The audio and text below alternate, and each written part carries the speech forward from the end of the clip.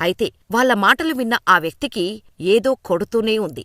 వాళ్ళు హిందీ మరియు ఇంగ్లీష్లో అనర్గళంగా మాట్లాడటం చూసి వారి చదువు గురించి ప్రశ్నించాడు ఆ వ్యక్తి. అంతే, వారు చెప్పిన సమాధానం ఆ వ్యక్తికి మతిపోయింది. ఆ డాక్టర్ దేవ్ ఉపాధ్యాయ ఆస్ట్రోఫిజిక్స్లో పీహెచ్డీ చేసి లండన్లోని ఒక ప్రముఖ విశ్వవిద్యాలయంలో 7 ఏళ్లు మాజీ ఆర్బీఐ గవర్నర్ సి రంగరాజన్ మరి కల్పనా చావ్లాతో కూడా కలిసి పనిచేశాడట.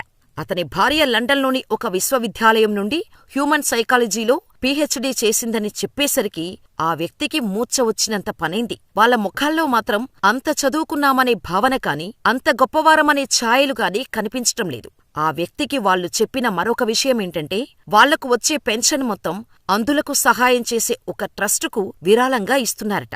అతను 3 నెలల వయసులో ఉన్నప్పుడు అతని తల్లి, స్నేహితుడు అతన్ని దత్తత తీసుకుని ఇంగ్లాండుకు తీసుకెళ్లాడు.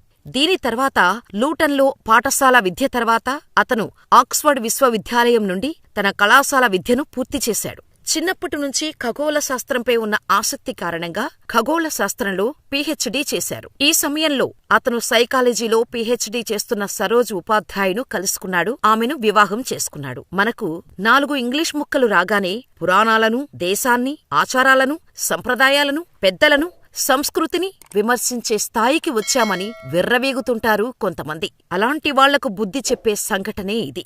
మరి వీడియో నచ్చితే లైక్ చేసి మీ అభిప్రాయాన్ని మాకు కామెంట్ చేయటం మాత్రం మర్చిపోకండి. ఇలాంటి మరిన్ని interesting information, real life stories కోసం మన ఛానల్ని వెంటనే సబ్స్క్రైబ్ చేసుకుని పక్కనే ఉన్న బెల్ ఐకాన్ కొట్టేసి నోటిఫికేషన్ ఆన్లో పెట్టుకోండి.